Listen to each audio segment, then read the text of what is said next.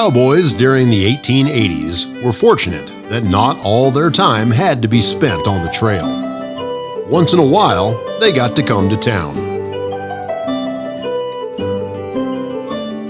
In his book, Cattle Kingdom, The Hidden History of the Cowboy West, Christopher Knowlton says that once in town after a stint on the dusty trail, a cowboy's first thought was to get clean.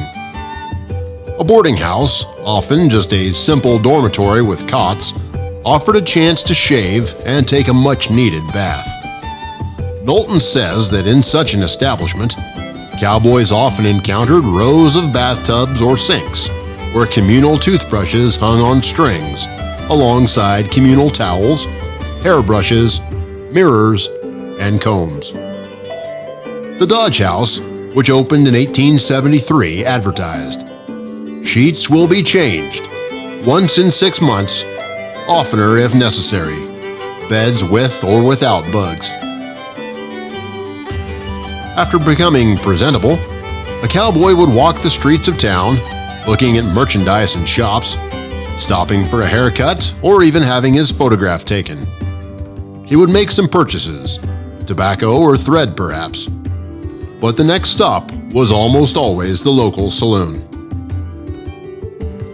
A high-end saloon like the Varieties in Dodge City would have brass cuspidors for spitting tobacco, and gaming tables and perhaps a dance floor.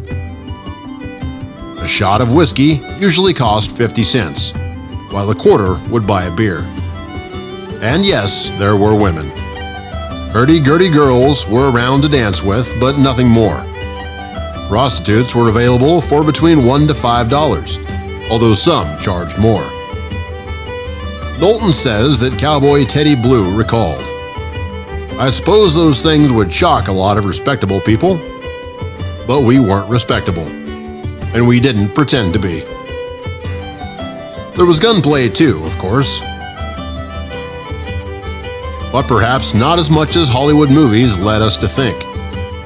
According to Knowlton, most cowboys did not carry weapons at all, and most cowboys knew that wearing a six-shooter in a cattle town was an invitation to gunplay. The important thing, instead, was to get to town, get cleaned up, and have a good time.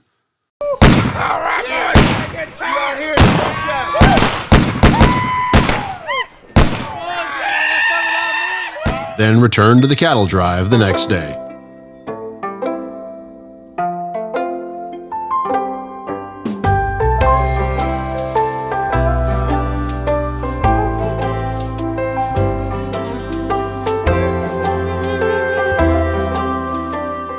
For more information on the history of the cattle industry in the 1800s, you can join us at westerncattletrailassociation.com.